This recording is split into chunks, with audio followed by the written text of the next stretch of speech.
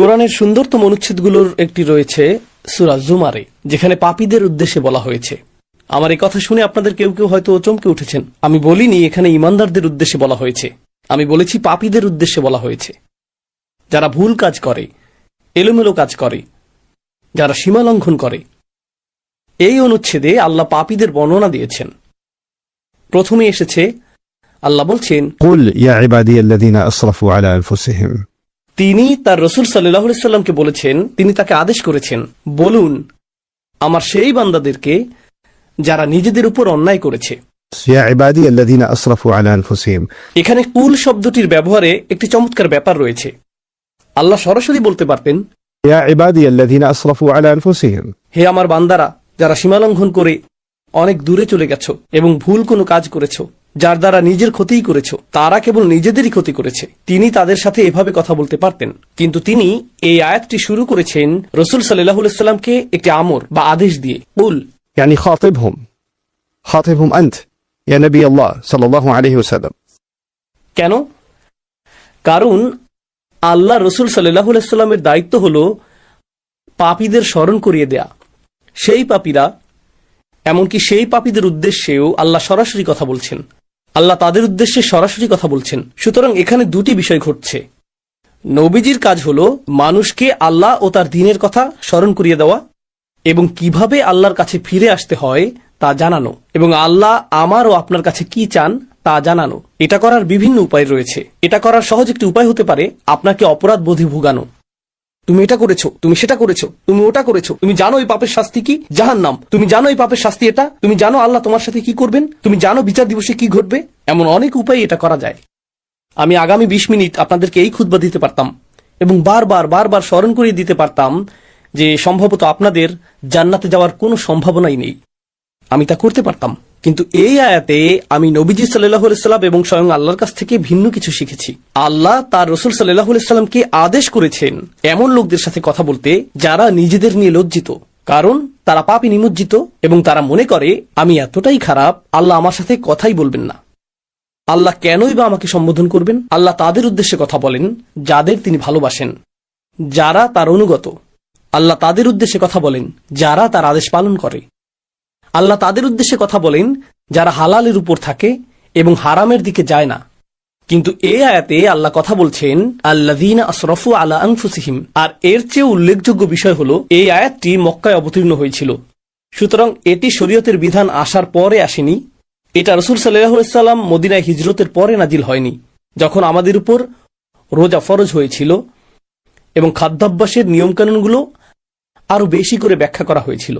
তাই আমরা সাধারণত যেগুলোকে হালাল ও হারাম বলে মনে করি তার বেশিরভাগই তখন ছিল না। এই আয়াতে আল্লাহ যাদের উদ্দেশ্যে কথা বলছেন তাদের মধ্যে এমন লোকও ছিল যারা চূড়ান্ত পাপে লিপ্ত ছিল। তারা এমনকি শিরকও করছিল, এমনকি মুশরিকরাও এর অন্তর্ভুক্ত, এমনকি তারাও। কারণ তারা সবাই আল্লাহর বান্দা, তারা তা উপলব্ধি করুক বা না করুক, তারা স্বীকার করুক বা না করুক, তারা তো আল্লাহরই বান্দা। আপনি হতে পারেন আল্লাহর একজন বিদ্রোহী বান্দা, যেমনটি এই আয়াতে ব্যাখ্যা করা হয়েছে। কারণ আল্লাহ যখন বলছেন হে আমার বান্দারা, স্বাভাবিকভাবেই আপনি ধরে নেন যে বান্দা হলো সে যে তার মালিকের আনুগত্য করে। তাই আপনি ভাবতে পারেন যে এখানে অনুগত বান্দাদের কথাই বলা হচ্ছে। তিনি বলেছেন يا عبادي الذين أسرفوا على أنفسهم। আমার সেই বান্দারা যারা নিজেদের উপর অন্যায় করেছে। এখানে আরো চমৎকার বিষয় হলো ইসরাফ হলো আপনি যখন স্বাভাবিক মাত্রার উপরে চলে যান। যেমন ধরুন আপনি ইফতার করছেন আর আপনি যথেষ্ট ইফতার করতে পারেন যাতে ক্ষুধা নিবারণ হয়, কিন্তু আপনার ক্ষুধা না থাকা মানে এই না যে প্লেটে থাকা চিকেনের উপর আপনি আরো প্রতিশোধ নেবেন না। তাই আপনি আরো 6টি মুরগির রান নিলেন এবং বাকি ফ্রাইগুলোও নিলেন, অর্ধেক বোতল কেচাপ নিলেন, কারণ আপনার কাজিনও ফ্রাইয়ের দিকে তাকিয়ে আছে এবং সেগুলো তার হাতে যাওয়ার আগেই আপনাকে নিতে হবে। এভাবেই আপনি মুখে খাবার পুড়তে থাকেন। আপনার ক্ষুধা 10 মিনিট আগেই শেষ, কিন্তু আপনি এখনো খাচ্ছেন। এটাই ইসরাফ। আপনি প্রয়োজনের চেয়ে বেশি খাচ্ছেন, এটাই ইসরাফ। ইসরাফ অর্থ অতিরিক্ত। ইসরাফ অর্থ প্রয়োজনের অতিরিক্ত, যথাযথ পরিমাণের চেয়ে বেশি। রাইট? আল্লাহ প্রকৃতিকে এমনভাবে তৈরি করেছেন শুধু আধ্যাত্মিক বা ধর্মীয় অর্থে নয়, বরং ফিতরা বা স্বভাবগত ভাবেও। আল্লাহ এমন ব্যবস্থাপনা তৈরি করেছেন যেখানে ইসরাফ সবসময়ই আপনার ক্ষতি করবে। অতিরিক্ত পানি পানেও আপনি মারা যেতে পারেন। অতিরিক্ত পানি একটি ভালো জিনিস। অতিরিক্ত পানি পান করার ক্ষতিকর দিকও রয়েছে। আপনার শরীরে চিনির প্রয়োজন। অতিরিক্ত চিনি সমস্যা তৈরি করে।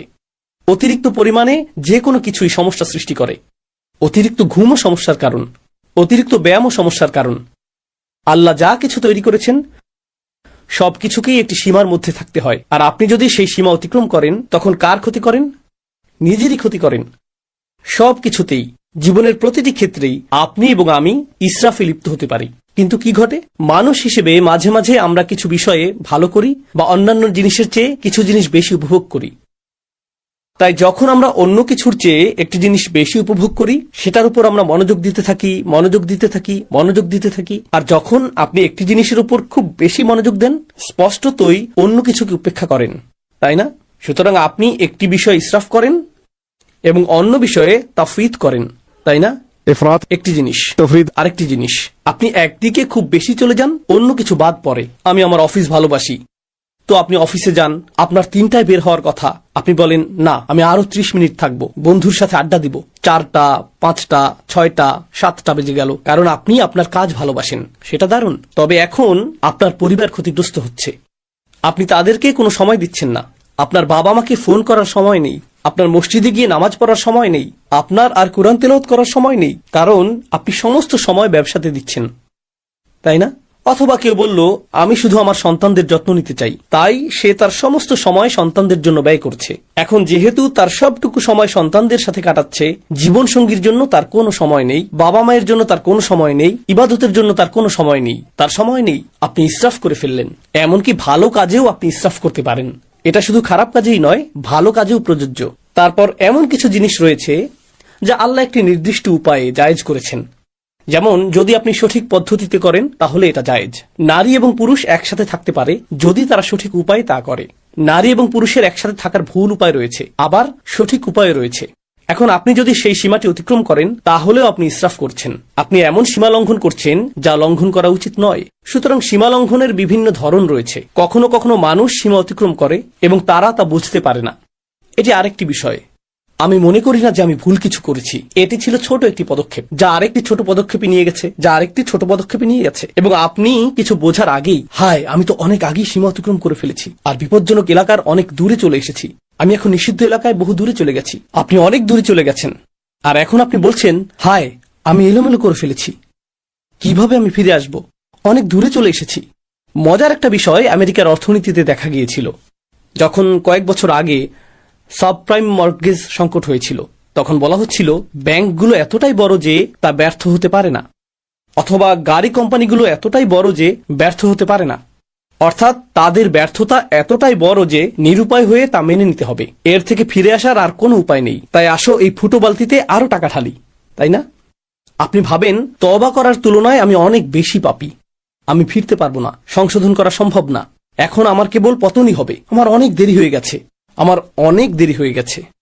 এটা আসলে এক ধরনের হতাশার মানসিকতা। তো আল্লাহ আমাকে এবং আপনাকে নিজেদের ক্ষতি করা থেকে রক্ষা করার জন্য প্রথম যে কথাটি বলেছেন, লা তাকনাতু মির রাহমাতিল্লাহ, আল্লাহর পক্ষ থেকে আসা ভালোবাসা ও যত্ন থেকে আশাহত হয়েও না। আল্লাহ এখনো আপনাকে ভালোবাসেন, আল্লাহ এখনো আপনার প্রতি যত্নশীল। আমি রহমার অনুবাদে দয়া শব্দটি ব্যবহার করিনি, আমি ইচ্ছাকৃতভাবে ভালোবাসা ও যত্ন ব্যবহার করেছি। আমি এই খুতবাতে তা ব্যাখ্যা করতে চাই। আমি অন্যত্রও এটা বলেছি, কিন্তু এই বিষয়ে আশা হারাবেন না যে আল্লাহ এখনো আপনাকে ভালোবাসেন এবং আল্লাহ এখনো আপনার প্রতি যত্নশীল। إن الله يغفر الذنوب جميعا কোনো সন্দেহ নেই আল্লাহ সমস্ত পাপকে একসাথে ক্ষমা করে দেবেন। এর সবগুলো, তিনি সবকিছু মুছে দেবেন, সবকিছু ঢেকে দেবেন। إن الله يغفر الذنوب جميعا إنه هو الغفور الرحيم। কিভাবে তিনি তা করতে পারেন? আল্লাহ বলেছেন এর কারণ একমাত্র তিনি ভুল ত্রুটির অতিশয় মার্জনাকারী এবং তিনি সর্বদা প্রেমময় ও যত্নশীল। এটাই প্রথম চিকিৎসা যা আমার প্রয়োজন। দ্বিতীয়টি, আর এই সব কিছু আমি আপনাদের সাথে শেয়ার করছি কারণ আমরা মনে করি রমজান মাস হলো আল্লাহর কাছে প্রত্যাবর্তনের মাস, তাই না? আর রমজানের 2/3 চলে গিয়েছে। এখন আপনাদের অনেকেই ভাবছেন হায় রমজানে তো আমি কিছুই করিনি। এত বড় একটা সুযোগ ছিল, রমজানের প্রস্তুতি নিয়ে, রমজানকে সর্বোচ্চ কাজে লাগানো নিয়ে এত আলোচনা হলো, এখন 20টিরও বেশি রোজা চলে গেল, আমি কিছুই করতে পারিনি। আমি এমনকি নামাজও কাজা করেছি, আমি আমার খারাপ অভ্যাসগুলো ছাড়তে পারিনি, আমি শুধু ভুল করেই চলেছি। আর এখন রমজান মাস প্রায় শেষ, কিন্তু আত্মতৃপ্তি লাভ করার মতো আমার কিছুই নেই। ঠিক যেমন আমরা বলি আত্মতৃপ্তি লাভ করার মতো আমার জীবনে কিছুই নেই। আমি সব নষ্ট করে ফেলেছি। এখন আমরা রমজানের ক্ষেত্রেও সেটাই বলছি। রমজান হলো 1 মাসে আমাদের জীবনের সারসংক্ষেপ। আর রমজানের এই 2/3 শেষ হয়ে যাওয়াটা অনেকটা এরকম, আমার জীবনের অনেকটা সময় চলে গেছে, এখন আমি কি করতে পারি, তাই না? প্রতিবার শেষ 10 রাতে আপনি শুনেন যে আপনাকে আরো বেশি কিছু করতে হবে, আরো বেশি করতে হবে। আমি ভাবছি আমি তো ন্যূনতম বাধ্যবাধকতাও পূরণ করছিলাম না, আর এখন আরো বেশি করতে হবে। বাদ দেই, আমি আর এর মধ্যে নেই, আমার অনেক দেরি হয়ে গেছে। এটা ভালো মানুষদের জন্য, এই শেষ 10 দিন এবং এই সমস্ত প্রণোদনা, এগুলো ভালো মানুষদের জন্য। আমি তো এই দলেই পড়ি না। প্রথমত, আল্লাহর রহমতের উপর আশা হারাবেন না। আল্লাহ ক্ষমাশীল। বলবেন না, রমজানের প্রথম 20 দিনে আমি কতই না খারাপ কাজ করেছি, হঠাৎ করে আল্লাহ কেন এটা মেনে নেবেন যে আমি শেষ 10 রাতে ভালো হয়ে গেলাম? কেন তিনি এটা মেনে নেবেন? এটা ঠিক যেন আমাদের জীবনের শেষে অবস্থা। আমরা যদি জীবনের বেশিরভাগ অংশ পাপে কাটিয়েও থাকি, আল্লাহ তবুও আমাদের সব কিছু পরিবর্তন করার, ফিরে আসার একটি সুযোগ দিচ্ছেন। তারপর তিনি বলেছেন, দ্বিতীয় বিষয়টি হল وأنيبوا إلى ربكم. সর্বান্তকরণে ফিরে আসো। الإنابة العودة إلى الله قلبا. যখন আপনি অন্তর দিয়ে আল্লাহর দিকে ফিরে আসেন, একেই বলা হয় ইনাবাহ। অন্তর থেকে আপনার প্রভুর কাছে ফিরে আসুন। এটা গুরুত্বপূর্ণ, তার কারণ এর মানে আপনি বাকি সবার কথা শোনা বন্ধ করুন। তার কথা শোনা বন্ধ করুন যে বলে তুমি কখনো ভালো হবে না, আল্লাহ তোমাকে কখনো ক্ষমা করবেন না। আপনার জীবনে এমন লোক আছে যারা এমন কথা বলে থাকে, আল্লাহ তোমাকে কখনো ক্ষমা করবেন না। এমন মানুষ আছে যাদেরকে আপনি দেখেন এবং বলেন, আরে ওই ব্যক্তি আল্লাহর কতই না নিকটবর্তী, আর আমি যখন নিজেকে তার সাথে তুলনা করি, নিজেকে খারাপ মানুষ মনে হয়, কারণ উনি আসলে একজন ভালো মানুষ। তার সাথে আমার তুলনা হয় না, তার সাথে আমার তুলনা হয় না, তাই না? তো তারা আপনাকে ছোট না করলেও আপনি তাদের সব ভালো কাজ করতে দেখেন আর নিজের দিকে তাকিয়ে বলেন, এসব করে লাভ কি, আমি কখনোই ওই ব্যক্তির পর্যায়ে পৌঁছতে পারবো না।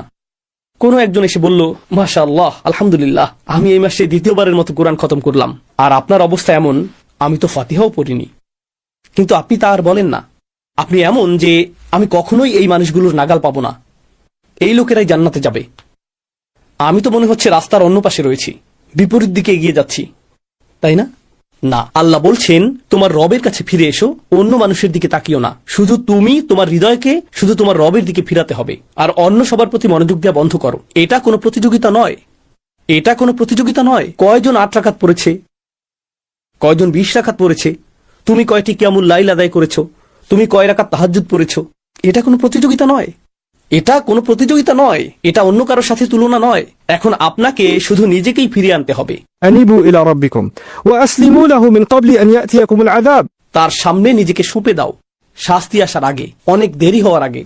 অর্থাৎ আল্লাহ বলছেন এখনো খুব বেশি দেরি হয়ে যায়নি, অনেক দেরি হবে যখন শাস্তি চলে আসবে, যার অর্থ হলো যখন আপনার মৃত্যু আসবে এবং তারপরে বিচার দিবস চলে আসবে।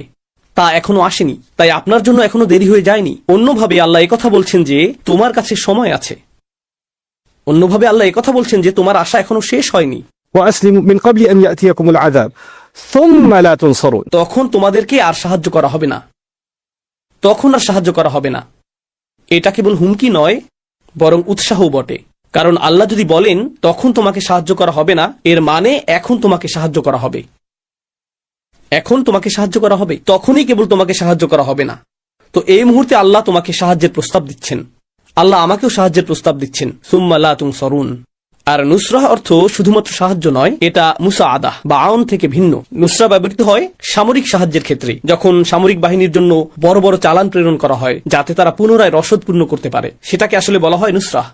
অথবা যখন কোনো সেনাবাহিনীর আক্রমণের শিকার হবার উপক্রম হয়, অথবা তারা শত্রুর সাথে সম্মুখ যুদ্ধ করে এবং পাহাড়ের ওপর থেকে শক্তি বৃদ্ধিকারী দল আসে, সেটাই নুসরাহ। নুসরা আসলে বড় সাহায্য, এটা শুধু ছোটখাটো সামান্য সাহায্য নয়। আল্লাহ আপনাকে এমনভাবে সাহায্য করবেন যা হবে ব্যাপক শক্তিপূর্ণ এবং বিজয় আনয়নকারী। তারপর তিনি বলছেন, واتبعوا أحسن ما أنزل إليكم من ربكم. তোমাদেরকে প্রদত্ত সবচেয়ে সুন্দর বিষয়টির অনুসরণ করো যা পাঠানো হয়েছে তোমাদের রবের পক্ষ থেকে। এখানে বলার মতো আরো অনেক কিছুই আছে, আমি সেগুলোর উপর বেশি মনোযোগ দিব না। এর সবচেয়ে সহজ অর্থ হলো আল্লাহ যা নাজিল করেছেন তার মধ্যে সর্বোত্তম অন্যতম অর্থ হলো নাজিলকৃত সমস্ত বিষয়ের মধ্যে সবচেয়ে সেরা হলো আল্লাহর বাণী, সুতরাং এটা অনুসরণ করো। এর অন্যান্য আরো অর্থ রয়েছে, কিন্তু আপনাদের বিদায় দেওয়ার আগে আমি আসলে এই শেষ অংশটির উপর মনোযোগ দিতে চাই। তিনি বলছেন, এটা করো, তোমাদের সাধ্যের মধ্যে সর্বোত্তম উপায়ে এর অনুসরণ করো।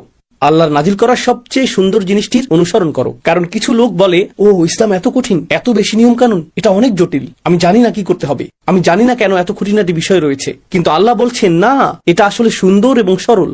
এমন কারো কথা ভাবুন যে মক্কায় এই আয়াতটি শুনেছিল, ধর্মে তাদের জন্য তখন কি কি জটিলতা ছিল। তারা যখন সূরা জুমার শুনেছিল তখন কি জটিলতা ছিল, ধর্মের মধ্যে কাঠিন্য কোথায় ছিল। এটি ছিল সহজ সরল একটি বার্তা, এটি ছিল সুন্দর ও দ্ব্যর্থহীন। শুধু এটুকুই। আল্লাহর বাণীর দিকে ফিরে আসুন এবং আপনি এই ধর্মের সৌন্দর্য এবং দ্ব্যর্থহীনতা খুঁজে পাবেন। এটাই যথেষ্ট। কিন্তু এরপর আল্লাহ বলেন, হঠাৎ শাস্তি তোমাদের উপর এমনভাবে চলে আসবে যা তোমরা টেরও পাবে না। অর্থাৎ এটা মনে করো না যে তোমার হাতে অনেক সময় আছে। কর্মতৎপরতার একটি অনুভূতি তৈরি করো, কর্মতৎপরতার একটা অনুভূতি পোষণ করো। পরিস্থিতি পাল্টে দেওয়ার সামর্থ্য তোমার আছে। তোমার হতাশ হওয়া উচিত না, কিন্তু অলসতা করো না। তোমার হাতে বেশি সময় নেই। রমজানের এই শেষ 10 রাত বা তার চেয়েও কম সময় যা আমাদের আছে, এটা আমাদেরকে এক প্রকার স্মরণ করিয়ে দেয় যে আমাদের হাতে সময় বেশি নেই। আর এই 10 রাতে যদি আমরা কর্মতৎপরতার একটি মানসিকতা, একটি মনন তৈরি করতে পারি, হয়তো আমরা আমাদের জীবনেও সেটাকে বাস্তবায়ন করতে পারবো। এই ধরনের মানসিকতা তৈরি করা যে আমার হাতে খুব বেশি সময় নেই, আমার হাতে যে সময় আছে আমাকে তার সর্বোত্তম ব্যবহার করতে হবে। বিদায় দেওয়ার আগে আমি আপনাদের সাথে যা শেয়ার করতে চাই তা হলো এমন কিছু লোকের বক্তব্য যারা নিজেদের সময়ের সদ্ব্যবহার করেনি। আর আল্লাহ বলেছেন, আমি চাই না তোমরা এদের অন্তর্ভুক্ত হও। কিন্তু যদি তোমরা এদের অন্তর্ভুক্ত হও, একসময় তারা এই কথা বলবে যখন অনেক দেরি হয়ে যাবে। أن تقول نفس يا حسرة على ما فرطت في جنب الله. অর্থাৎ এরকম মানুষ অবশেষে বলবে, ইয়া হাসরাতা, অদ্ভুত উক্তি করবে তারা, ইয়া হাসরাতা। يعني حسرت على ما فرطت في جنب الله. আপনি এভাবে বলতে পারেন, আমার আফসোস রয়েছে, আমার আক্ষেপ রয়েছে, আল্লাহর উদ্দেশ্যে আমি যা করিনি, আমার কমতি আছে, আমি যথেষ্ট করতে পারিনি। কথাটা এভাবে বলাটাই প্রত্যাশিত ছিল, কিন্তু আল্লাহ বলেছেন, يا حسرة كأنه يخاطب العاقل. আরবি ভাষা এটাকে বলা হয় استعارة مكنية. সহজ ভাষায় এর অর্থ হলো সে বলবে, ও আমার আফসোস। বাংলাতে এটা বোধগম্য অর্থ প্রদান করে না, ও আমার আফসোস। আপনি যখন ডাকেন, আপনি কোনো বস্তুকে ডাকেন না। আফসোস হলো একটি বস্তু, একটি অনুভূতি। আপনি একজন মানুষকে ডাকেন, আপনি একজন মানুষকে ডাকেন। এই আয়াতে আপনি একটি অনুভূতিকে ডাকছেন, আর সেই অনুভূতিটা কি? আমার আফসোস, আমার আক্ষেপ। আল্লাহ বলছেন, তোমার ভেতরে যেন আরেকটি মানুষ বাস করে, যে তোমার ভেতরেই থাকে, যার সাথে তুমি সারাক্ষণ কথা বলো। আর তোমার ভেতরের সেই সত্তাটি যেন তোমারই আরেকটি অংশ, যে শুধু আক্ষেপই প্রকাশ করে। আমি এত ভুল করেছি, ওহ আমি এটা করেছি, ওহ আমি ওটা করিনি। অনুচ্ছেদটি শুরু হয়েছিল হতাশাগ্রস্ত মানুষের কথা দিয়ে, আর এখন কিয়ামতের দিন, ওহ আমি ভুল করেছি, আমি আরো অনেক কিছু করতে পারতাম। এমন মানুষ আছে যারা প্রতিদিন অতীত নিয়ে ভাবে, প্রতিদিন তারা হতাশাগ্রস্ত। আমি জানি না কেন আমার সাথে এটা ঘটলো বা সেটা ঘটলো। তারা আজ এই কথা বলছে, আগামীকাল এই কথা বলবে, তার পরের দিন, দিনের পর দিন তারা একই কথা বলবে। 10 বছর চলে যায়, তারা অতীতের কথাই বলতে থাকে। আর তারপর 10 বছর পরে পেছনে তাকিয়ে তারা বলে, আমি 10 বছর নষ্ট করেছি। এটাই তারা বলে, على ما فرطت في جنب الله. يا حسرة على ما. তারা তাদের আক্ষেপের সাথে কথা বলছে, তারা তাদের ভেতরের আক্ষেপের সাথে ক্রমাগত কথোপকথন চালাচ্ছে। তারা অন্য কারোর সাথে কথা বলতে চায় না। আপনি যদি আপনার আক্ষেপের সাথে কথা বলেন, আপনি আল্লাহর সাথে কথা বলতে পারবেন না। আপনাকে বেছে নিতে হবে আপনি কার সাথে কথোপকথন করতে চান। কথোপকথনের জন্য আল্লাহ আপনাকে বেছে নিতে চান, আর আপনি কথোপকথনের জন্য নিজের আক্ষেপকে বেছে নিচ্ছেন। থামুন, কারণ আপনি যদি নিজের মন না বদলান, একটা সময় আসবে যখন চিরকাল আপনাকে সেই কথোপকথনই চালিয়ে যেতে হবে। আল্লাহ আমাকে এবং আপনাকে এর থেকে হেফাজত করুন। না হলে আমাদেরকে চিরকাল শুধু আমাদের আক্ষেপের সাথে এভাবে কথা বলতে হবে, على ما فرطت في جنب الله. কত বিষয় আমি কমতি করেছি। তাফরিত অর্থ আমি আরো করতে পারতাম, কিন্তু আমি ন্যূনতমটুকু পূরণ করিনি, আমি যথেষ্ট করিনি। অর্থাৎ আল্লাহ এটাও বলছেন না যে সবচেয়ে ভালো সর্বোত্তমটা করো এবং শ্রেষ্ঠত্ব অর্জন করো। না না না, শুধু তাফরিত করো না। তাফরিত হলো যখন ন্যূনতম একটি সীমা থাকে, যেমন স্কুলে পাশ করার ন্যূনতম নাম্বার থাকে, তাই না? ন্যূনতম পাস নাম্বার ধরি এটা 33, সেক্ষেত্রে আপনি যদি 32 পান, সেটাই তাফরিত।